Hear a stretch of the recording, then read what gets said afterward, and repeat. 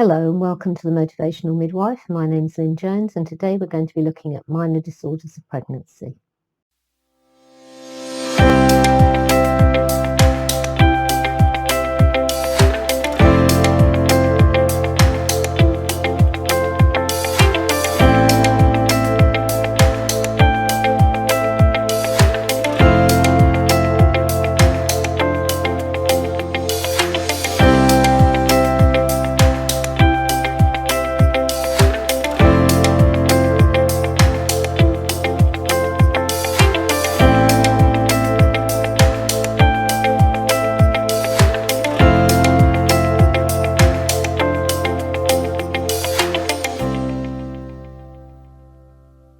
So let's look back to basics minor disorders. So let's look at minor disorders. And when we're talking about minor disorders, let's not really forget that although we class them as minor disorders, for some women these really can be quite debilitating. And so we shouldn't be really dismissive of the more minor signs and symptoms and things that women suffer with in pregnancy. So I'm going to go through the more common ones. However, there are lots out there, but we'll stick with the most common ones for today. So we'll start with the GI tract because this is where a lot of women really suffer most of the minor disorders. And if we're looking, first of all, at periodontal issues, so you have estrogen, which affects blood flow, and also the connective tissue consistency. So it actually becomes more edematous, more spongy, it's hyperemic. That means there's a lot of blood vessels actually supplying that area. And so it becomes quite friable, and very often gums will bleed quite readily when women are brushing their teeth, and this predisposes them to infection, one particular called gingivitis. So anything with an itis on the end really means it's inflamed. So gingivitis would be inflammation of the gums and other sort of periodontal disease. So really we need to be encouraging women to visit their dentist regularly. The other thing that will impact on that, of course, is that saliva becomes much more acidic in pregnancy. So women often don't realise that their dental treatment is free in pregnancy, so it's a good time to encourage them to go and see the dentist and really keep on top of their periodontal health. So nausea and vomiting is probably the most common minor disorder that we think about when we think about minor disorders of pregnancy. And really, nobody really knows specifically what the causes are, but there are a number of theories. And given that anywhere between sort of 50 and 90% of women will suffer some degree of nausea and vomiting in pregnancy, it does affect a lot of our pregnant population. And for the most part, most will resolve by the sort of end of the first trimester, beginning of the second trimester. But there can be up to sort of 20% of women who will still have some degree of nausea and vomiting for most of their pregnancy. And certainly I was one of them. I was still having vomiting and nausea right up until sort of mid 30 weeks, but got progressively worse with each pregnancy, but certainly by the third one. I was about 34, 35 weeks before I actually stopped being sick. So it can be really quite horrible and quite debilitating.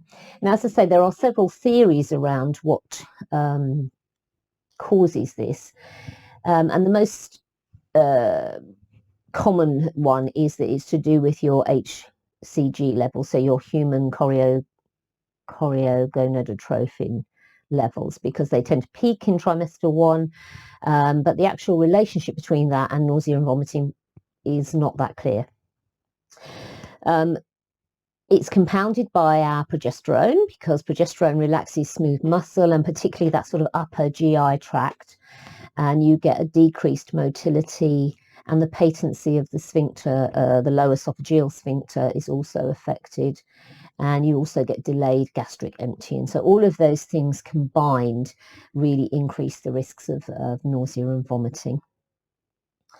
It can tip over into a condition called hyperemesis, and this is really where women cannot keep anything down at all, no fluids, no food, no nothing, and this can actually be life-threatening for women. So this severe nausea and vomiting really requires hospitalization with IV fluids and IV vitamins and drugs to sort of control the vomiting. But for most women, conservative management will relieve the symptoms. So rest, small frequent meals tend to be much more carbohydrate heavy. So things like crackers and potatoes and rice and bread and things like that. Dry toast, I lived on crackers, I have to say. Reducing fat intake, because that tends to make it worse.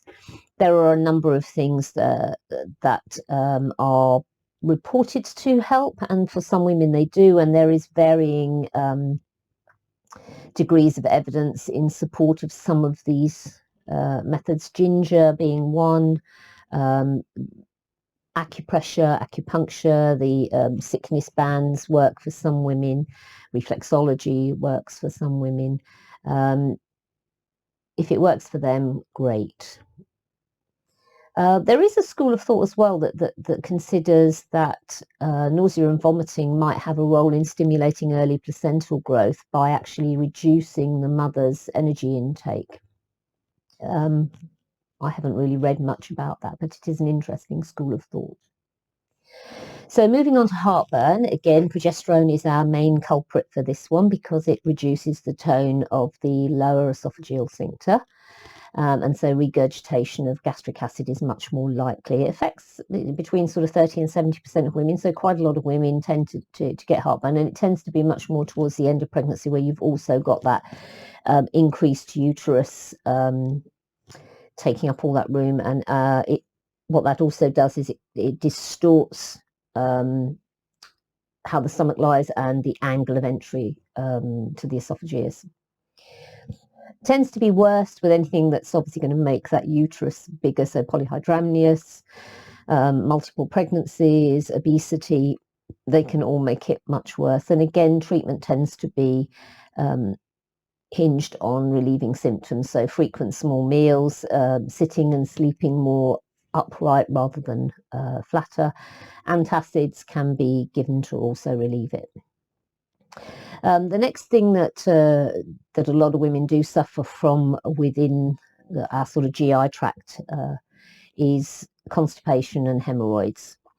So constipation, again, progesterone tends to be our main culprit because it's relaxing that smooth muscle combined with the reduced gastric motility, so it takes longer for things to transit through the GI tract. It means that there's more likelihood that more water will be absorbed, and so the stool becomes much firmer. Hemorrhoids, what hemorrhoids are really is they're just little swollen veins that tend to be either near or at the anus. And nobody really knows how they come about, but constipation is definitely a contributory factor, particularly when women are straining. And for a lot of women, they don't cause any problems at all. But for many women, they can be really quite problematic. They can be itching, bleeding, burning, stinging sensations. And they often get worse towards the end of pregnancy.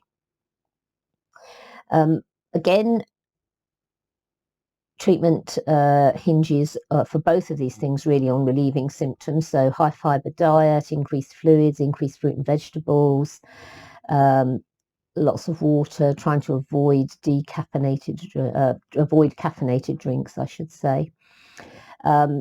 For women who are suffering with constipation, they can be given a stool softener such as lactulose.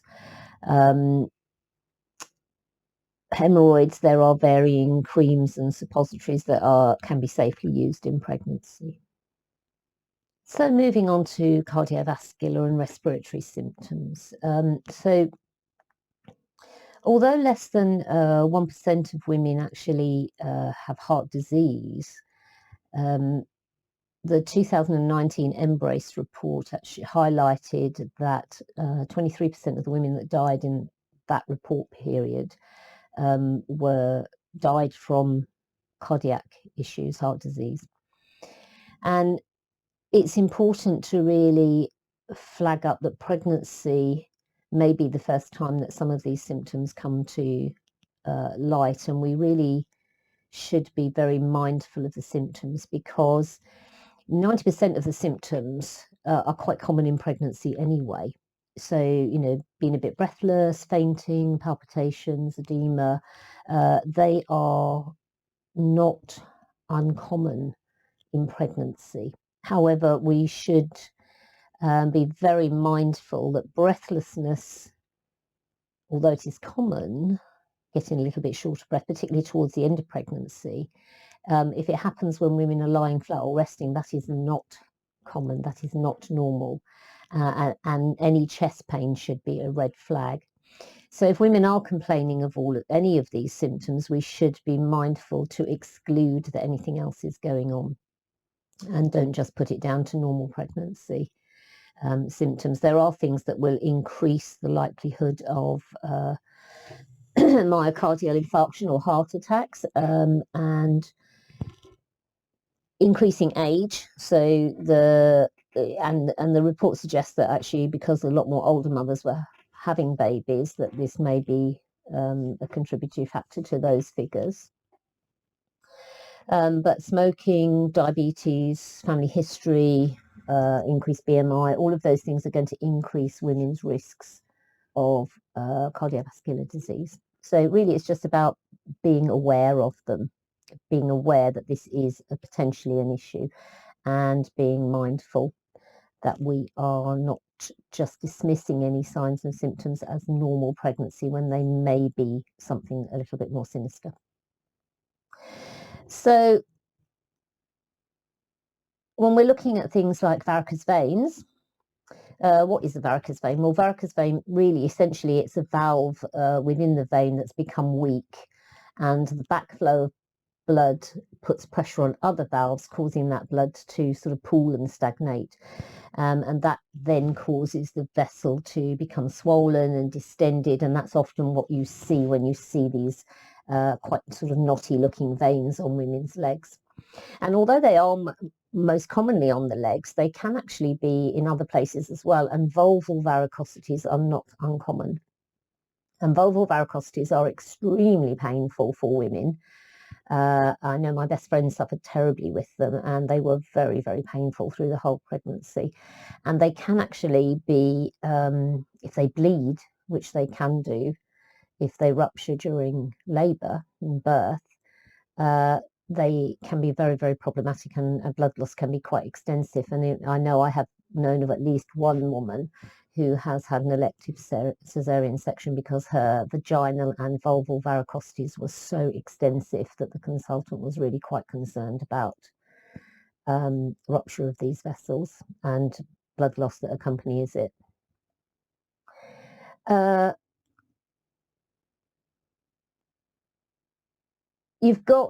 compounded by the fact that you've got this increased circulating volume, remember. So we've got about 50% increased circulating volume. You've got progesterone, which is relaxing all the smooth muscle of the blood vessel walls. And varicose veins probably tend to affect about 40% of pregnancies, and they tend to be worse with multips, because obviously they've been there, done that before. Everything's a little bit more susceptible when you're a multip. And symptoms can include sort of pain where they are, heavy legs, swelling, they can be itchy, they can get night cramps. And if they've got what we would term gross varicose veins, so really severe varicose veins, don't forget that that actually increases their risk of deep vein thrombosis as well. So when you're calculating their venous thrombus embolism risk, so their VTE risk, you should take that into consideration. And in pregnancy, really, the treatment hinges again on relieving symptoms. So although there are drug and surgical options, they tend not to be offered in pregnancy. And most varicose veins that are not really severe will resolve within about 3 or 4 months post-delivery with no treatment at all. Compressions, tights, or stockings may be indicated depending on the severity of the varicose veins. Anemia is again quite common in pregnancy, and of course this can predispose. If you're anemic, you do tend to get short of breath quite easily as well. You will get a physiological anemia because of the increased circulating volume that you have, but the serum ferritin should remain within normal limits, and if it doesn't, then obviously iron supplementation would be indicated. Fainting, again, as we said, is very common. You get postural hypotension, so if you've got that sort of compression, if women are laying flat, which you don't really want them to lay, you run the risk of that uterus compressing those main vessels and causing the women to become quite faint. So really, on the left side, sitting slightly upright should resolve those symptoms quite easily. If women stand for very long periods of time, they often can become quite faint as well. So moving on to musculoskeletal, again, our backache is probably the most common minor disorder that women will suffer with in terms of musculoskeletal issues. Up to about 90% of women will complain of some degree of back pain, and really we've got loosening ligaments, and the main contenders for that, of course, are progesterone and relaxin. And you've got altered posture as well. As the uterus grows, women's centre of gravity tends to alter, and so they change their position, so they tend to be leaning back more, so they tend to have more pressure on their back. And really it's around educating women that things like high heels, probably not a great idea in pregnancy, because that's just going to compound that altered posture. So flatter shoes, being mindful, there are some exercises that can be done that will help. If it's very severe, a referral to a physiotherapist. This is very similar for pelvic girdle pain as well. I mean, the causation is often very similar because of the relaxin and the progesterone. The pelvic girdle pain tends to be, it used to be referred to many years ago as symphysis pubis dysfunction. So, but it's much more than just that symphysis pubis ligament. I'll find my tiny one. So it's much more than just this one here. It's the whole area, the whole of the pelvic girdle becomes much looser and moves much more readily, and therefore causes the women quite a lot of discomfort. And again, the physio referral, sometimes sleeping with a pillow between their legs can help, both with the pelvic girdle pain and with the back pain lying on their sides. When with pelvic girdle pain, certainly trying to get them to avoid anything where their legs are very open. So if they're getting in and out of cars, things like that, to bring both legs out together, and then likewise getting out of bed, don't just fling one leg out. That tends to put excessive pressure on that pelvic girdle. Leg cramps, again, the causation of leg cramps is a bit unclear, so it's difficult to know whether it sits under musculoskeletal or cardiovascular, really, because there is some schools of thought that think it might be due to the circulatory changes. The pain that's often caused with that sort of leg cramps is usually an increase in lactic acid and pyruvic acid. Sometimes calcium, sodium and magnesium used, but there's not supplements, but there's not really very good evidence to support that. Carpal tunnel syndrome is another thing that women can suffer with, and it tends to be caused by edema, so that excess fluid which compresses, and it tends to be sort of their wrists that are very affected, but that increased fluid, that edema, compresses the medium nerve, causing swelling and painful hands, wrists splints can give some degree of relief, but really it's sort of analgesia and physio referral. So some of our issues around skin, most of the changes that happen to do with skin are really down to estrogen, progesterone and melanocytes. The stimulating melanocytes stimulating hormones. So you get hyperpigmentation. So really, you know, the dark areas where you get your linea nigra. Some women have hyperpigmentation on their face, coasma, I think it's called. Itching, its skin, particularly as it's stretching, as the uterus is growing, can become very dry, very itchy. Stretch marks become obvious, your striae gravidarum, your stretch marks.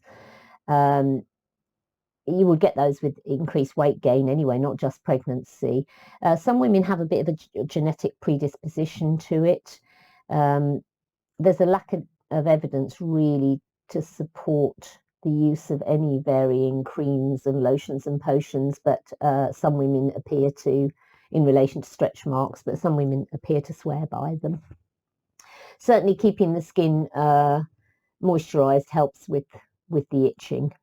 So looking at the GU tract, frequency is a common minor disorder for women, particularly in the first trimester and then in the last trimester as the enlarging uterus presses on the bladder.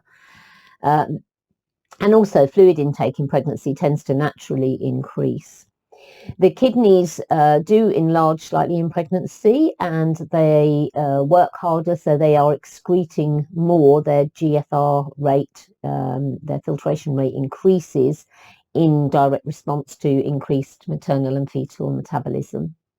So you are going to get, that needs to be weed out. So of course, more filtration, increased blood volume also impacts on that. You've got some loss of peristaltic activity, so the wave-like action that helps move things along the bus, both in the GU tract, the GI tract and in the GU tract. Because of the hormonal effects in pregnancy, you have that reduced peristaltic activity, and that can lead to stasis of urine, and stasis of urine can then lead to urinary tract infection. So advice often hinges on really fluid, emptying your bladder regularly, making sure that the women are aware of any signs and symptoms of urinary tract infections and that they are treated promptly should they get one. One of the other things that can happen for women in pregnancy, of course, is stress incontinence, and they can be reassured that should resolve once the pregnancy is over, but pelvic floor exercises can be helpful, both antenatally and postnatally in that instance. It's worth mentioning as well that group B strep, if it's picked up in the urine, then it generally is a very high bacterial load, and that should be treated because there's a high risk of transmission to the baby. So if GBS is picked up incidentally on a urine sample, then it is important to make sure that is treated, whether or not the woman is symptomatic. Vaginal discharge, increased vaginal discharge in pregnancy is normal. You get venous engorgement, there's increased vascular transdation, so which means that you've got also increased cervical mucus, and that all leads to more vaginal discharge. So normal vaginal discharge is often clear or white. It should not be offensive, so it shouldn't be smelly, it shouldn't be itchy, it shouldn't be green. So any anything like that, women should be encouraged to seek a medical review, as it may be that they have an infection and it needs treating. And there you have it, minor disorders. I hope you found that useful. If you haven't subscribed to the channel already, please do so. Also look for us on Facebook, The Motivational Midwife, and I look forward to seeing you next time.